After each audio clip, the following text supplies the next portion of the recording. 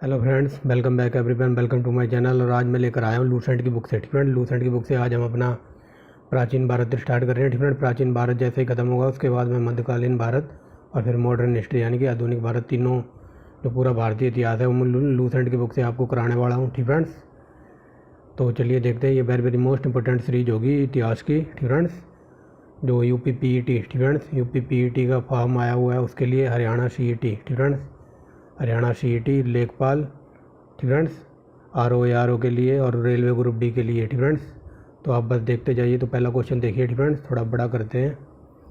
अब देखिए। ठीक फ्रेंड्स, पहला क्वेश्चन कहता है हड़प्पा संस्कृति का मान्यता प्राप्त काल क्या है। तो ये हो जाएगा ऑप्शन नंबर बी। ठीक फ्रेंड्स, ऑप्शन नंबर बी, यानी कि 2500 ईसा पूर्व से 1700 ईसा पूर्व।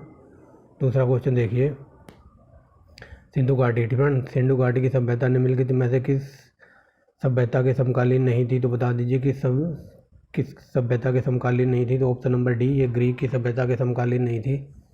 ये कई बार क्वेश्चन पूछा है। ठीक फ्रेंड्स, याद रखिए सिंधु घाटी सभ्यता कहाँ से कहाँ तक विस्तृत थी या फिर कहाँ से कहाँ तक पाई जाती थी। तो बता दीजिए किन किन नगरों में थी।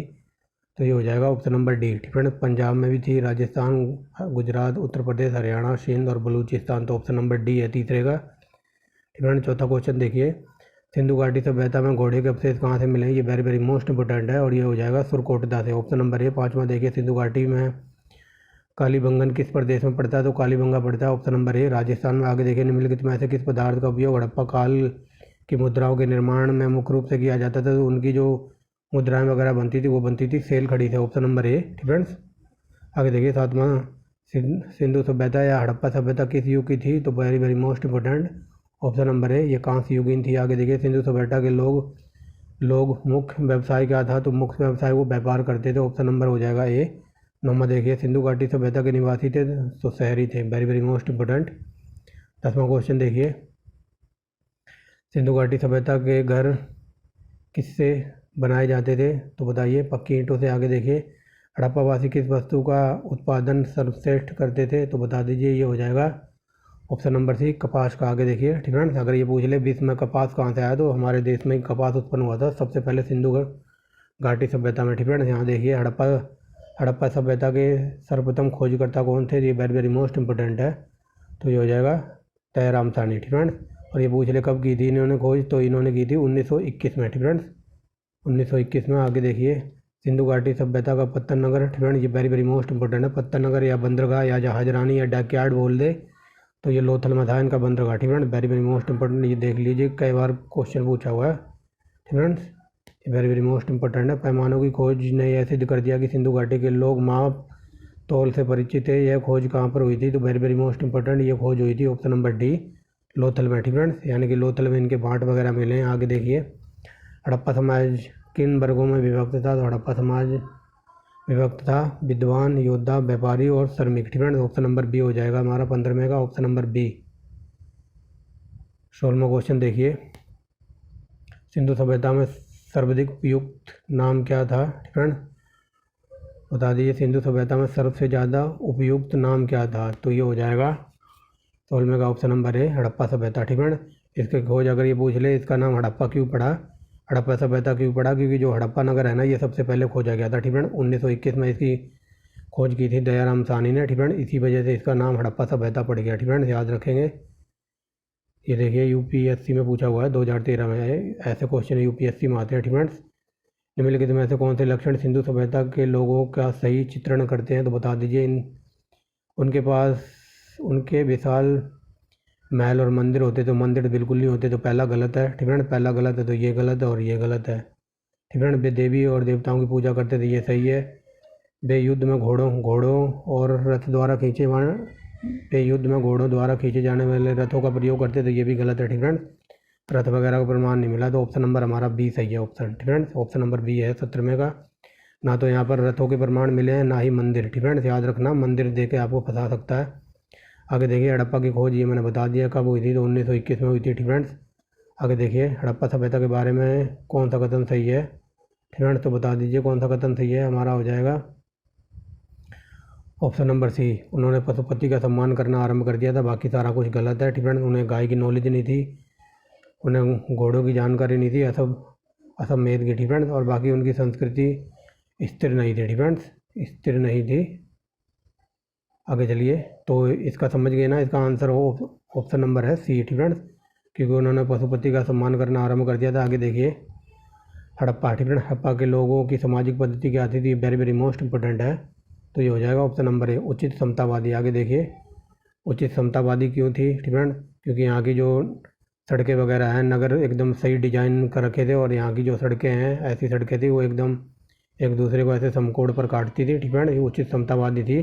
अगर ये मैं पूछ लूँ आजकल ऐसा शहर कौन सा है फ्रेंड जो सिंधु सभ्यता के काल के जैसा बसाया गया है फ्रेंड, जिसकी समकोण सड़कें फ्रेंड, जिसकी सड़कें समकोण पर काटती, तो ऐसा बसा हुआ है चंडीगढ़ शहर फ्रेंड, CHD चंडीगढ़ शहर है। तो आप कभी गए हो तो जाके देखना फ्रेंड, अगर ना गए हो तो, क्योंकि चंडीगढ़ शहर है, वहाँ का जो एकदम A1 क्वालिटी के डिज़ाइन से बसाया गया है सर, और उसकी सड़कें भी सिंधु घाटी सभ्यता की तरह एकदम समकोण पर काटती हैं फ्रेंड। अगर किसी ने एकदम डीप में देखना है चंडीगढ़ को, तो अगर आप बाई चांस कभी फ़्लाइट में बैठने का मौका लगे, फ़्लाइट में जाना चंडीगढ़, तो चंडीगढ़ को ऊपर से देखना फ़्लाइट में से, यानी कि जहाज़ में से, तो ये ऐसे IT की तरह इस शहर को डिज़ाइन किया हुआ है, IT इंजीनियरों ने बनाया हुआ है फ्रेंड। जब आप फ्लाइट में बैठ के देखोगे तो ये शहर ऐसे डिज़ाइन किया हुआ है IT की शेप में फ्रेंड्स, समझ गए होगे मैं जो मैं बताना चाहता हूँ।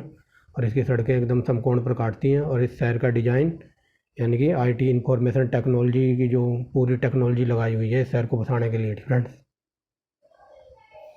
और इस शहर को बसाने में सबसे बड़ा योगदान था जवाहरलाल नेहरू का फ्रेंड्स, उन्होंने इसको सपनों की नगरी कहा था चंडीगढ़ को फ्रेंड्स। आगे देखिए, इतनी जानकारी बहुत है, आगे देखिए। और अगर ये क्वेश्चन आ जाए कि इंडिया की ग्रीन सिटी किसको कहते हैं, चंडीगढ़ फ्रेंड्स, चंडीगढ़ का नाम याद रखना, इंडिया की ग्रीन सिटी कहा जाती है। आगे देखिए, हड़प्पा के लोगों फ्रेंड्स, आगे देखिए फ्रेंड्स 21वां नंबर देखिए, सिंधु का न खालिस्तान या हड़प्पा सभ्यता का पुरातल किसे कहा जाता है, तो ये कहा जाता है, ऑप्शन नंबर हो जाएगा बी, मोहनजोदड़ो को फ्रेंड्स। ये क्वेश्चन कई बार पूछा है कि मोहनजोदड़ो को कहा जाता है, भूतों का टीला या प्रेतों का टीला फ्रेंड्स, या फिर मृतकों का टीला, कई बार क्वेश्चन पूछा है, याद रखना। आगे चलते हैं, 22वां नंबर देखिए, हड़प्पा सभ्यता का संपूर्ण क्षेत्र का आकार कैसा था, तो ये है त्रिभुजाकार फ्रेंड्स। 22वें का ऑप्शन नंबर सी, ये तिकोना बना हुआ है ऐसे फ्रेंड्स। आगे देखिए 23वां, तो ये मिलान करना, ये ऐसे क्वेश्चन मैं हर बार बताता हूँ, ये लॉलीपॉप होते हैं फ्रेंड्स। तो हड़प्पा सभ्यता फ्रेंड्स, कुछ ना बताओ तो आपको एक बात पता होगा कि ये जो हड़प्पा है ये रावी नदी के किनारे था, यानी कि पहले का पहला मोहनजोदड़ो सिंधु नदी के किनारे, लोथल भोगवा नदी के किनारे, ये ऑलरेडी सही सम्मिलित हैं, 1 2 3 4 आंसर है ऑप्शन नंबर 8 फ्रेंड्स। आगे देखिए फ्रेंड्स, हड़प्पा सभ्यता के अंतर्गत हल्के जुते हुए खेत का साक्ष्य कहाँ से मिलता है, तो ये वेरी वेरी मोस्ट इंपॉर्टेंट है, और ये जगह पड़ती है कालीबंगा फ्रेंड्स। आगे देखिए, अगर क्वेश्चन ये पूछ ले फ्रेंड, यहाँ पर पूछा कि हल्के जुते हुए खेत का साक्ष्य कहाँ से मिलता है, तो आंसर हो जाएगा कालीबंगा। अगर ये पूछ ले कि मिट्टी का फ्रेंड्स, मिट्टी का या फिर लकड़ी का हल फ्रेंड्स, लकड़ी का हल कहाँ से मिला, तो वो मिला हरियाणा के बनवाली से फ्रेंड्स।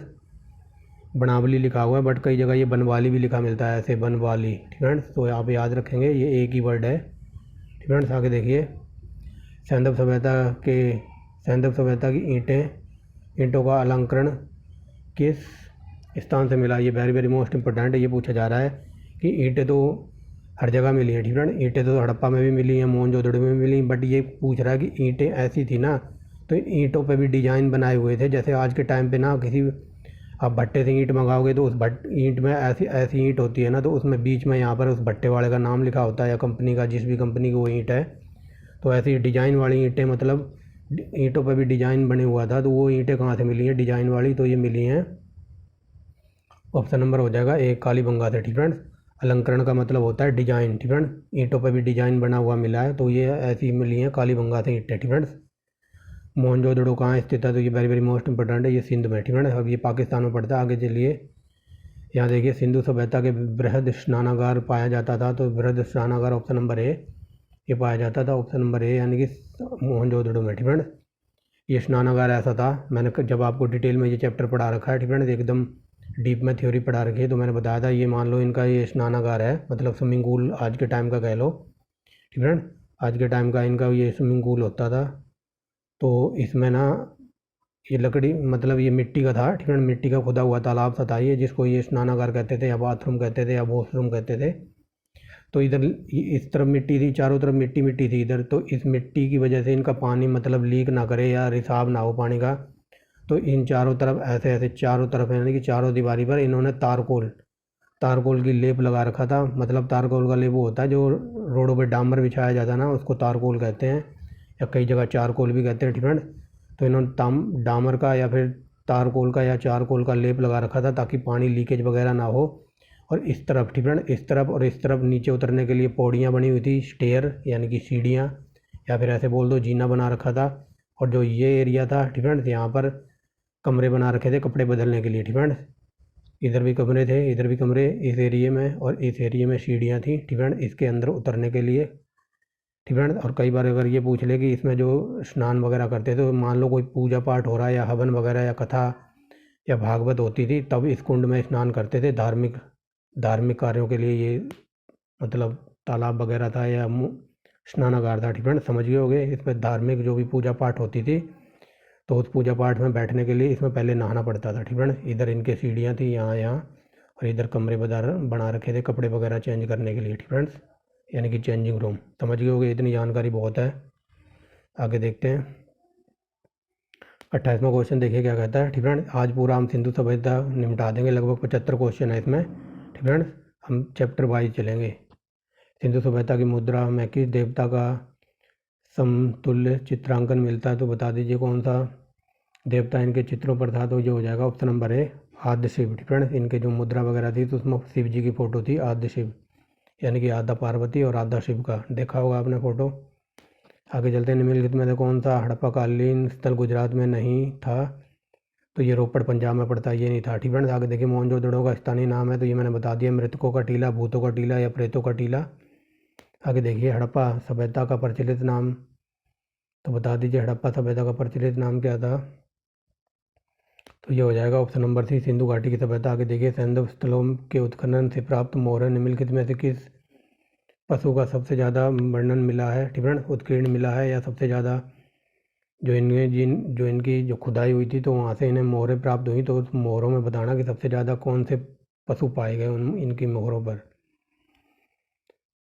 तो ये हो जाएगा ऑप्शन नंबर सी, बैल, ठीक है, जिसे वृषभ बोलते हैं हिंदी में, ठीक है, बैल बोलते हैं, और इंग्लिश में बोलते हैं ऑक्स। अगर अब भी समझ ना आए तो इसको बोलते हैं गाय का हस्बैंड, ठीक है। आगे चलते हैं, सिंधु घाटी सभ्यता जानी जाती है, तो बताइए किस लिए जानी जाती है। ये हो जाएगा ऑप्शन नंबर ए, ये अपने नगर नियोजन के लिए जानी जाती है। आगे देखिए, सिंधु सभ्यता का कौन सा स्थान भारत में स्थित है, तो ये है लोथल, ठीक है। बाकी ये हड़प्पा और ये मोहनजोदड़ो ये पंजाब, वो क्या कहते हैं, पाकिस्तान में पड़ते हैं, लेकिन भारत में है लोथल, ये गुजरात में पड़ता है।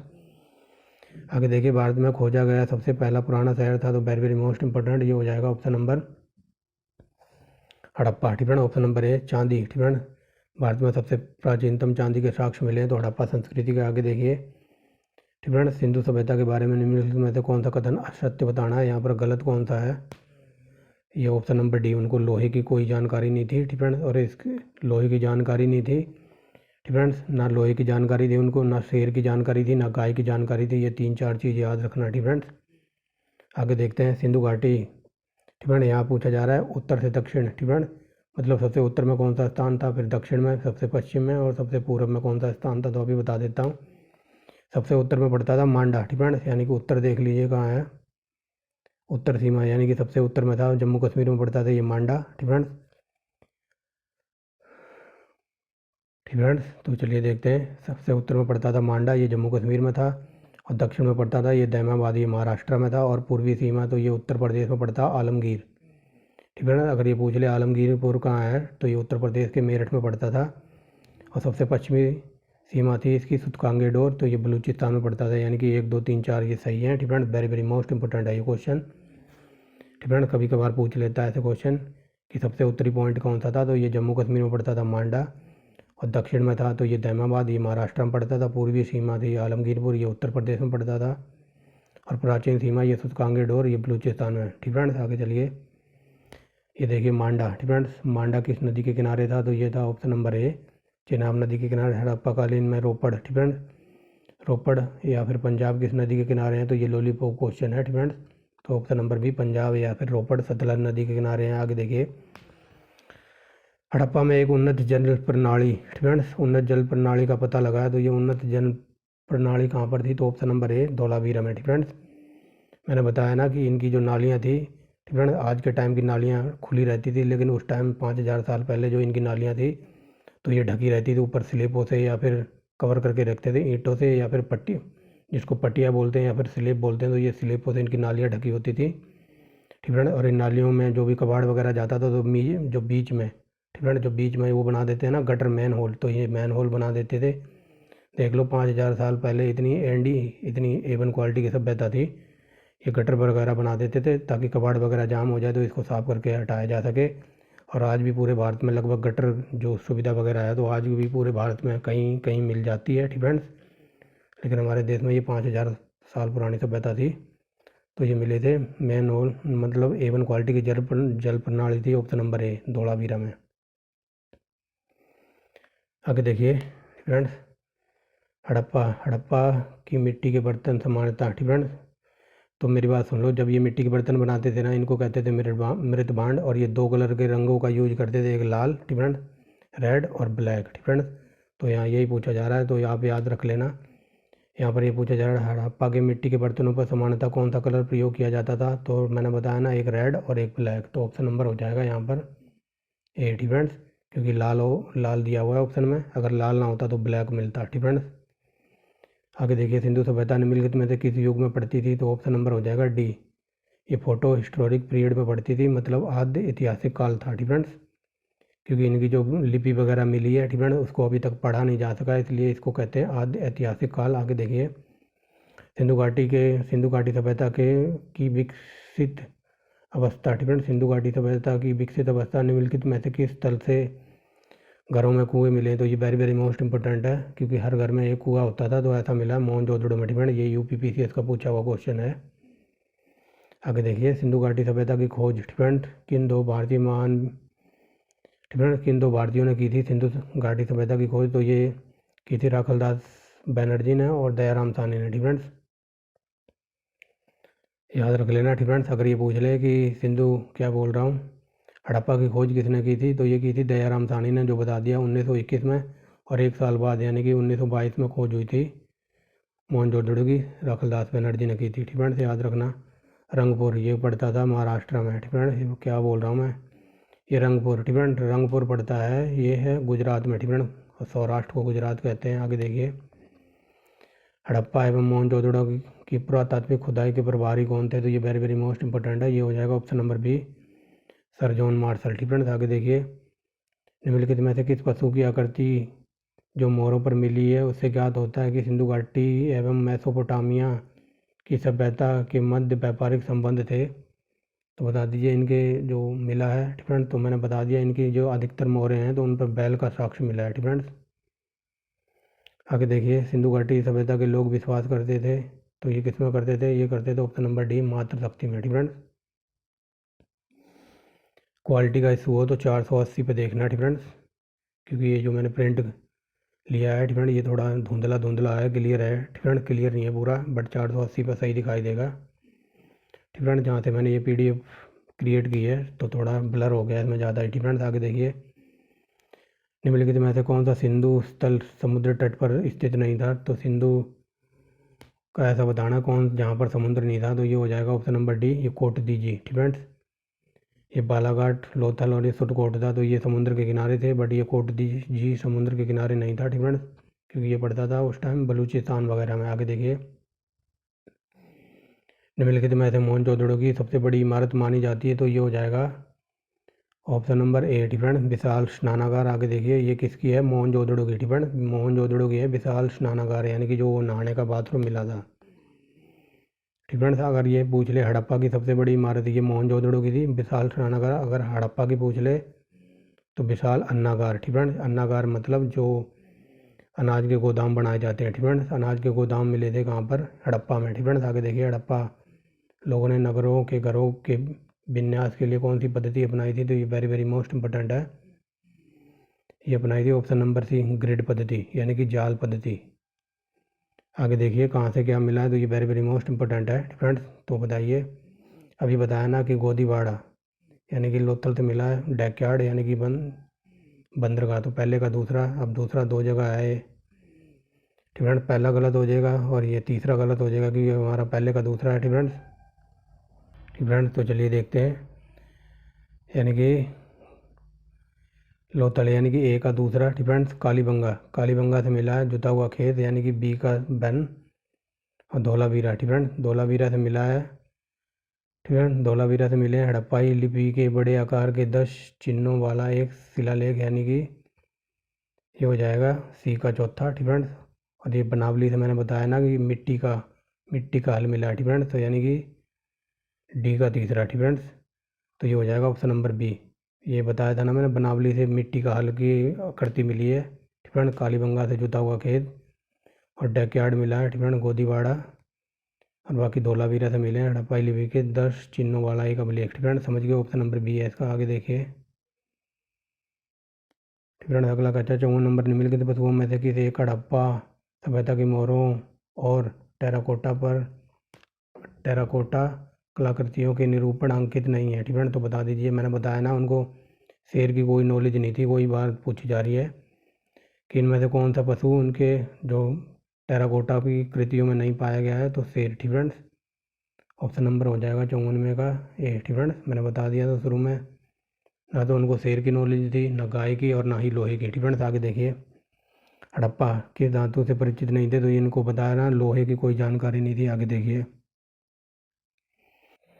अगला देखिए 56 नंबर क्या कहता है, निम्नलिखित में से हड़प्पा काल स्थल पर युगल समाधान। ठीक फ्रेंड्स, युगल समाधान का मतलब समझ लो, इस वर्ड से कन्फ्यूज नहीं होना। ठीक फ्रेंड्स, इस युगल समाधान का मतलब है विवाहिता जोड़ा है यानी कि कपल। ठीक फ्रेंड्स, यानी कि जो लेडीज है और एक पुरुष है यानी कि कपल थे वो। ठीक फ्रेंड्स, युगल समाधान बोला गया है यानी कि एक मैरिड जोड़ा। ठीक फ्रेंड्स, मैरिड जोड़ा का 2 डेड बॉडी मिली है। ठीक फ्रेंड्स, इसको बोल रहा है युगल समाधान। ठीक फ्रेंड्स, तो युगल समाधान मिला था लोथल से। 56 नंबर का ये। ठीक फ्रेंड्स, युगल समाधान का मतलब होता है कोई विवाहिता कपल, पुरुष और क्या कहता हूँ लेडीज और जेंट्स की डेड बॉडी मिली है यानी कि कपल की डेड बॉडी मिली है लोथल से। ठीक फ्रेंड्स, युगल समाधान का मतलब समझ गए होगे, क्लियर हो गया होगा।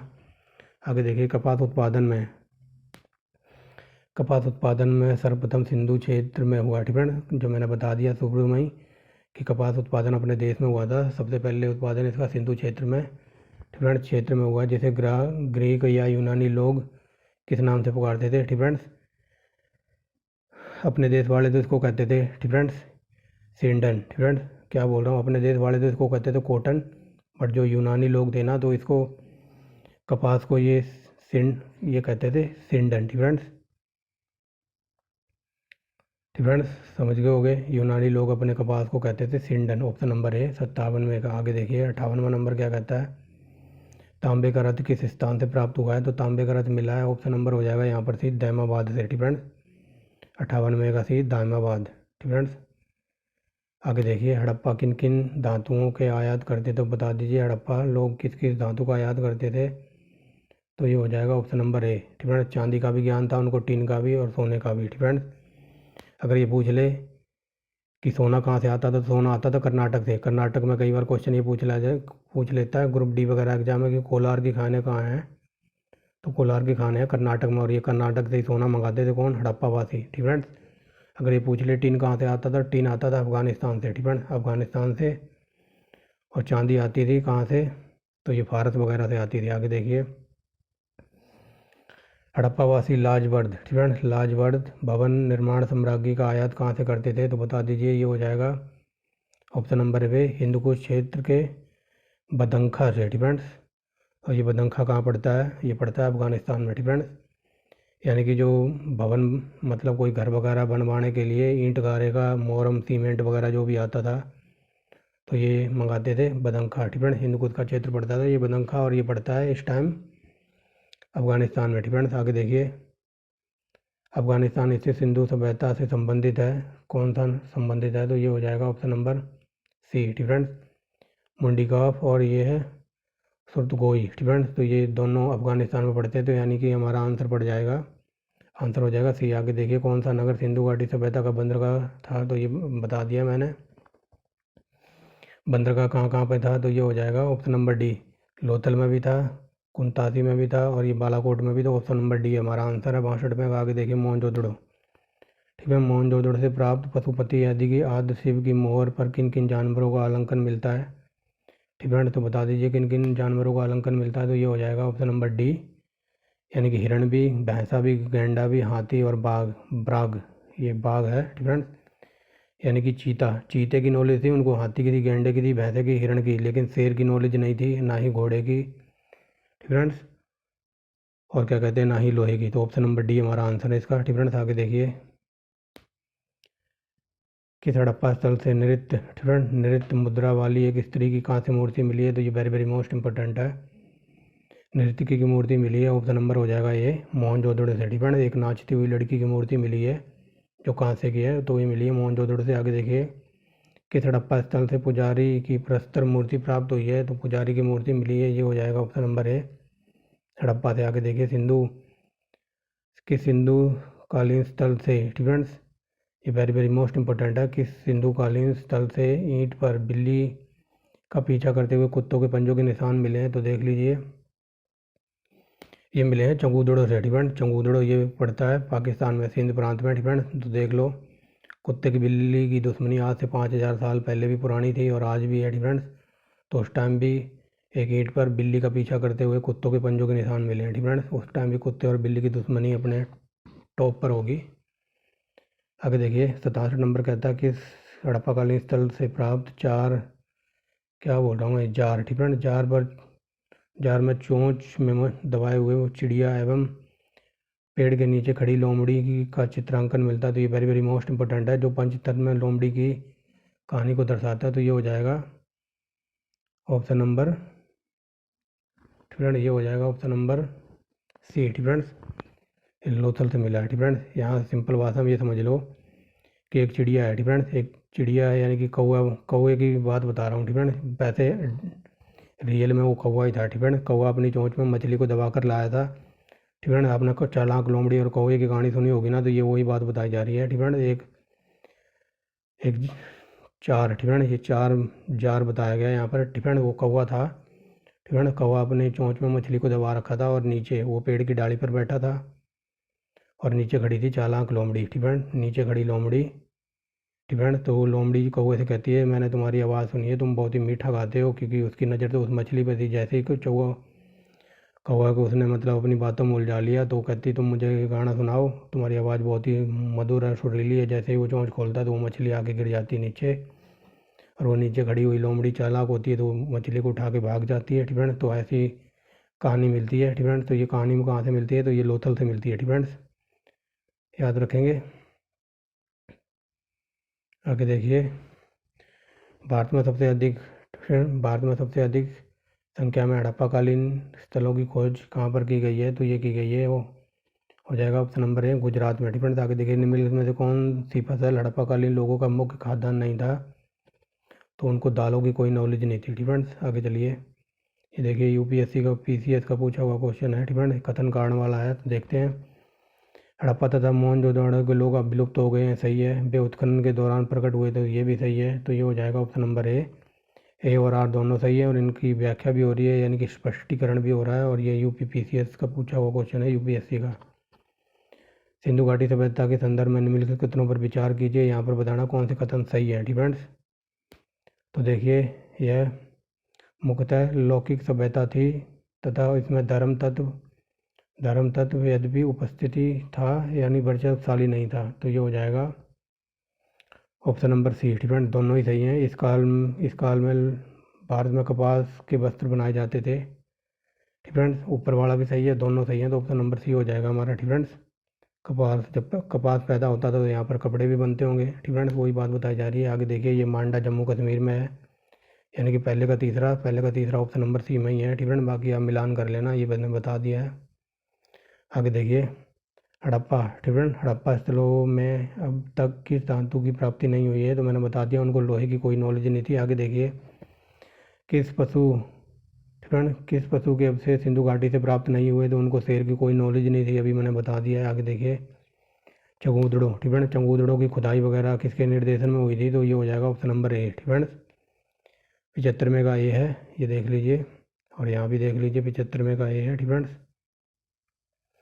ये देख लीजिए, ये हमारी है आंसर की। ठीक है, अब दिखाई दे रही होगी। तो ये थी आज की वीडियो। इसमें हमने 75 क्वेश्चन देखे हैं किसके, हड़प्पा कालीन के डिफेंस। यहाँ से आप मैच कर सकते हैं आंसर के डिफेंस। तो जब हम आएंगे, यानी कि अगला पार्ट इसका आएगा, इसमें हम देखेंगे वैदिक काल को डिफेंस। वैदिक काल का दूसरा पार्ट बना दूंगा मैं डिफेंस बहुत ही जल्द डिफेंस। तो ये थी आज की वीडियो, मिलते हैं नेक्स्ट वीडियो में डिफेंस। वीडियो अगर अच्छी लगी हो तो लाइक एंड शेयर करना, चैनल को सब्सक्राइब करना डिफेंस। तो ऐसे ही मैं तीनों बुक कंप्लीट कराऊंगा, प्राचीन भारत डिफेंस, प्राचीन भारत, मध्यकालीन भारत और मॉडर्न हिस्ट्री यानी कि आधुनिक भारत डिफेंस। अगर किसी को इससे भी डिटेल में पढ़ना है ना, 3800 क्वेश्चन हिस्ट्री मास्टर क्लास के नाम से प्ले लिस्ट बना रखी है। 3800 क्वेश्चन A1 क्वालिटी के हार्ड लेवल के करा रखे हैं, तो आप वहाँ जाके भी प्रैक्टिस कर सकते हैं डिफेंस। अगर किसी को Indian geography, world geography, Indian polity पढ़नी हो तो घटना चक्र की बुक से सब कुछ कंप्लीट करा रखा है, आप वहाँ जाके देख सकते हैं। अगर किसी को Haryana CET defence, Haryana CET के लिए तैयारी करनी है तो हरियाणा GK के नाम से प्ले लिस्ट मिल जाएगी, वहाँ जाके आप तैयारी कर सकते हैं। तो मिलते हैं नेक्स्ट वीडियो में डिफेंस। तो thanks for watching the video and bye bye.